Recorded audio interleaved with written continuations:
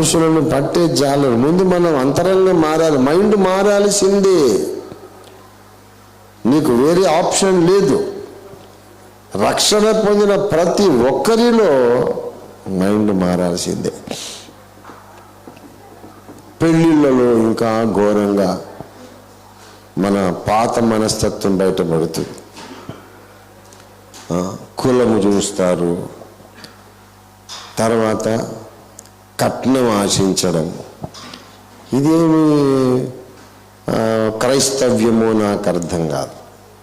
నన్ను ఎవ్వరు వెంబడించకపోయినా, నన్ను ఎవరు దగ్గర రానియకపోయినా, ₹1 కానుక ఇవ్వకపోయినా నాకేం పర్వాలేదు. రిక్షా దొక్కినా బ్రతుకుతాను. కానీ నేను చెప్తున్నా, ఇప్పటికీ 67 ఏళ్ల ప్రాయంలో ఇప్పటికీ ఆటో నడుపుకొని బ్రతకడానికి నేను రెడీ. నేను మనుషులను మెప్పించడానికి బోధ చెయ్యను. నేను చెప్తున్నాను, కట్నం అడిగిన ఎవ్వడు సరైన క్రైస్తవుడు కాడు. కులము నమ్మిన వాడెవ్వడు సరైన క్రైస్తవుడు కాడు. రెండు గుర్తుపెట్టుకోండి.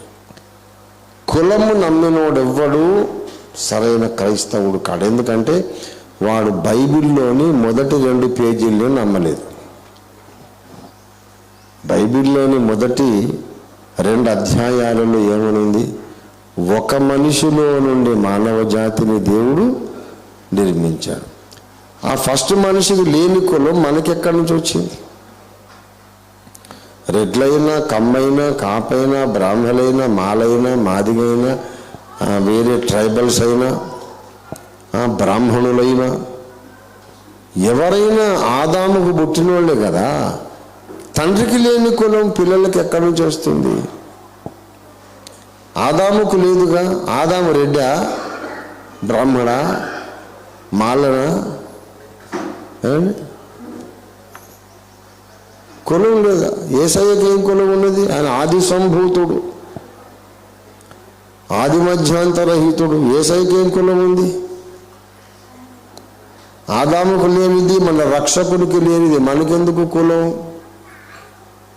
కులం అనేదే ఒక అబద్ధం. అందుకే నేను పగబట్టి 100 కొలది కులాంతర వివాహాలు నేను చేశాను, ఆర్గనైజ్ చేశాను. నా ఖర్చు పెట్టి, నా డబ్బులు ఖర్చు పెట్టి నేను చేశాను. కొన్ని సేమ్ కులంలో కూడా చేశాను. ఎందుకు తెలుసా? వాడు బ్రాహ్మడు, వీడు మాదిగా అనేది ఎంత అబద్ధమో, వీళ్ళిద్దరు మాదిగా అనేది కూడా అబద్ధమే.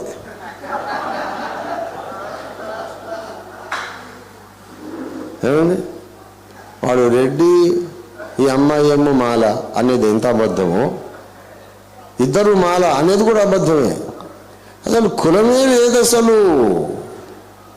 గనక కలిసి వచ్చినప్పుడు అనుకోకుండా అన్ని విధాల యోగ్యులు రక్షణ పొందారు. సత్య సంబంధులు, దేవునికి విధేయులు, నాకు విధేయులు, వాళ్ళు కలిసి ఒక కుటుంబంగా కట్టబడితే దేవుని పని కొరకు స్తంభంగా నిలబడతారు. కమన్ చేసేయండి. సేమ్ కులమైన మనకేం నష్టం లేదు. అసలు కులం అనేదే ఊహాజనితం, కల్పితం. ఎందుకంటే నేను ఆదికాండం మొదటి 2 అధ్యాయాలను గట్టిగా నమ్ముతున్నా. అందుకే చెబుతున్నాను, కులము నమ్మిన వాడెవ్వడు కూడా క్రైస్తవుడు కాదు. బైబిల్ నమ్మకుండా ఎవడైనా క్రైస్తవుడు కావచ్చా? చెప్పండి. బైబిల్లో నమ్మకుండా, మరి బైబిల్లోని మొదటి 2 కాగితాలను నమ్మలేదా? నువ్వు ఎట్లా క్రైస్తవుడు? ఏ విధమైన లోభమునకు ఎడమీయక జాగ్రత్త పడమన్నాడు లూకా 12వ అధ్యాయంలో. అందులో ఒక విధమైన లోభం ఏంటంటే వరకట్నం. అలా అమ్మాయి చూపిస్తే నాకు నచ్చలేదు అంటాడు. ₹1,00,00,000 కట్నం వస్తుందంటే వాడు వెంటనే, రాత్రి నాతో ప్రభువు మాట్లాడాడండి, దేవుడు బలంగా మాట్లాడాడని. ఆమె నా పక్కటెముక, దేవుడు నా పక్కటెముకని తీశాడు. ఆమె నిన్ను వద్దన్నావు కదరా అని అంటే, నేను సరే ప్రార్థన చేసుకోలేదన్నా. ప్రార్థన చేసుకుంటే దేవుడు చూపించాడు. ఏమైనా నా పక్కటెముక, ఎందుకు ₹1,00,00,000 వస్తాయి కాబట్టి.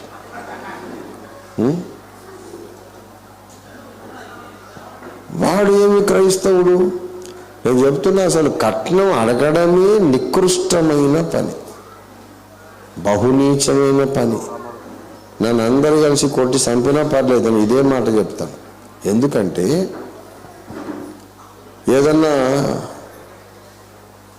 హోటల్కు పోయి మీరు అడగండి, ఏమండి వాడు కూర్చుంటారు కదా అక్కడ గల్లాపెట్టి మీద సేటు గారు, మీ హోటల్లో నేను దోశ తింటే, ఇడ్లీ తింటే, వడ టిఫిన్ చేస్తే మీరు నాకు ఎన్ని డబ్బులు ఇస్తారు అని అడిగితే ఆయన ఏమంటాడు, మీ హోటల్లో నేను ఇడ్లీ తింటే, వడ తింటే మీరు నాకు ఎంత డబ్బులు ఇస్తారు అంటే, పిచ్చి పట్టిందా సార్ నీకు? నేను మినుములు తేవాలి, రుబ్బాలి, దాన్ని చాకిరీ చేసి ఇడ్లీ పాత్ర పెట్టి, వడను కడాయిలో నూనెలో చేసి పచ్చడి రుబ్బి ఇంత శ్రమ చేసి నీ ముందుకు ఆహారం తెచ్చిస్తున్నప్పుడు వాళ్ళు నేను డబ్బులు ఇచ్చిన ఎక్కడిది? నువ్వు ఇవ్వాలి. నేను నీకు టిఫిన్ పెట్టి, ఇడ్లీ పెట్టి, వడ పెడితే ఎంతో ప్రయాసతో కదా నీకు ఇడ్లీ వచ్చింది, నువ్వు నాకు ఇవ్వాలా? ఇలా లేకుండా ఇడ్లీ ఇచ్చినోడే మనకు పైసలు కూడా ఇవ్వాలన్నా. మరి ఇడ్లీ నీకు ఫ్రీగా రాదు కదా, పెళ్ళం ఫ్రీగా వస్తుందా?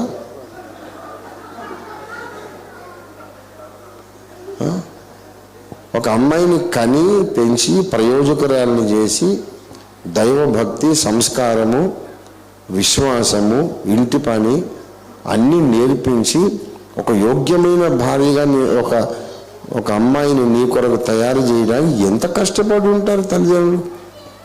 బుద్ధి జ్ఞానం ఉన్నవాడైతే ఏమనాలంటే, మామయ్య చక్కటి అమ్మాయిని కన్నారు, పెంచారు, ఒక మంచి భార్యగా మీరు తయారు చేశామని నాకు ఇచ్చారు, చాలా ఖర్చు పెట్టి ఉంటారు మామయ్య, చాలా కష్టపడి ఉంటారు, మీకు ఎంత ఖర్చు అయిందో అంతా నేను ఇచ్చుకోలేను, కానీ మరి ఇంత మంచి భార్యను నాకు ఇచ్చినందుకు మరి ఏదో నాకు కలిగిన తృణమో పణమో ఓ 10 లక్షలు అయితే మీకు ఇచ్చుకుంటాను. ఆడు మగోడు, వాడు మగోడు, దమాకు ఉంది వానికి. ఎన్నో పెళ్లి సంబంధాలు నా సమక్షంలో మాట్లాడుతున్నారు. కట్నం అనే ప్రసక్తి రాగానే నేను లేచి వెళ్ళిపోతా అక్కడి నుంచి. నేనుండను అక్కడ. నేను ఉండాలంటే ఈ కట్నం అనేది రానే రావద్దు. ఇడ్లీ చేసి నేనే పెట్టాలి, చట్నీ నేనే పెట్టాలి, మళ్ళీ నేనే పైసలు ఇవ్వాలి. ఇదేమన్నా తలకాయ ఉన్న వ్యవహారమేనా? ఇడ్లీ వాడు మనకి ఇచ్చినందుకు మనం డబ్బులు ఇస్తాం, మరొక భార్య నీకు ఇచ్చినందుకు ఇదియా అంటే నేను మగోడిని కదా. అంటే అసహ్యకరమైన విషయం ఏంటంటే, ఆ వ్యక్తి తన మగతనాన్ని మార్కెట్లో అమ్ముకుంటున్నాడు. కితనీ శరం కి బాత్ హై. ఎంత సిగ్గుచేటు. తన మగతనాన్ని వేలం వేసి ఒక బర్రెనో, గేదెనో, ఆవునో, ఎద్దునో, దున్నిపోతునో అమ్మినట్టు తన మగతనాన్ని అమ్ముకుంటున్నాడు వేలం వేసి. ఆడు మగోడు, ఆడు మనిషే కాదు అసలు. నోరు మూసుకొని అమ్మాయి మంచిదైతే చేసుకోవాలి, వాళ్ళ తండ్రి ఆమెకి ఏదైనా ఇచ్చుకుంటే ఆమె ఇష్టం. కలిగింది ఇచ్చుకుంటాడండి తండ్రి, వట్టిగా పంపడు. దాని మీద నీకు దృష్టి ఉండొద్దు. నీవు కష్టపడి భార్యను ఎలా పోషించుకోవాలని దాని మీద నీ దృష్టి ఉండాలి. దేవుని స్తోత్రం కలుగును గాక. ఇది క్రీస్తు స్వభావము. మనందరం భార్య, యేసయ్య మన భర్త. బాగా వినండి, యేసయ్య మన భర్తే కదా, మనమందరం ఆయన భార్య కదా. ఆయనకు మనం ఎంత కట్నం ఇస్తున్నాం? మనం ఇస్తున్నామా, ఆయన మనకి ఇస్తున్నాడా? వరములు ఆయన మనకి ఇస్తున్నాడు, రక్షణ ఆయన మనకి ఇస్తున్నాడు, తన శక్తిని, తన జ్ఞానాన్ని మనకి ఇస్తున్నాడు, పరలోకంలో నిత్య స్వాస్థ్యాన్ని కూడా ఆయన ఇస్తున్నాడు. కట్నం తీసుకొని రాకుంటే నువ్వు తల్లిగారి ఇంట్లో ఉండాలి, నువ్వు రావద్దు, కట్నం వేస్తేనే రావాలా అంటారు కొంతమంది. యేసయ్య అదే మాట అన్నాడు అనుకోండి, అదే ఎత్తబడేది లేదు, ఏం లేదు. కట్నం తెస్తేనే నీ కట్నం నాకు నచ్చితేనే ఎత్తబడతావు అని అంటే మన గతేంటి? మనమేమో ఖాళీ చేతులతో వెళ్ళిపోతున్న భర్త గారి దగ్గరికి, మన ఇంటి కోడలేమో లక్షలు కోట్లు దేవాలి, తీయకపోతే బ్రతుకంతా సాధించడమే. ఆమెకి ఎప్పుడైనా జబ్బు చేసి పడుకున్నా, ఏమే పెద్ద దొరసానం అనుకుంటున్నావా, ఎన్ని లక్షల కట్నం తెచ్చావు లే పని. ఇట్లాంటి సాధింపు నికృష్టుడు. మళ్ళీ అట్లాంటి వాళ్ళు మళ్ళీ అన్య భాషలు మాట్లాడతారు, ప్రార్థనలు చేస్తారు, ప్రసంగాలు చేస్తారు. బాబా చెప్పు తీసుకొని కొట్టొద్దు వాళ్ళని, చెప్పు తీసుకొని కొట్టొద్దండి, చెప్పు మురికైపోతుంది. అంత అసహ్యం నాకు. చీచే నా చెప్పైతే నేను ఇయ్యాను కొట్టడానికి.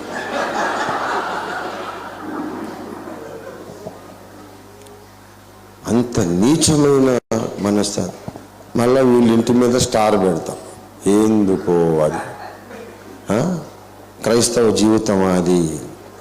నేను చెప్పేది ఏంటంటే, యేసును వెంబడించటము మనం హృదయముతో వెంబడించాలి, ఆలోచనలలో వెంబడించాలి, మన జీవిత విలువలలో వెంబడించాలి.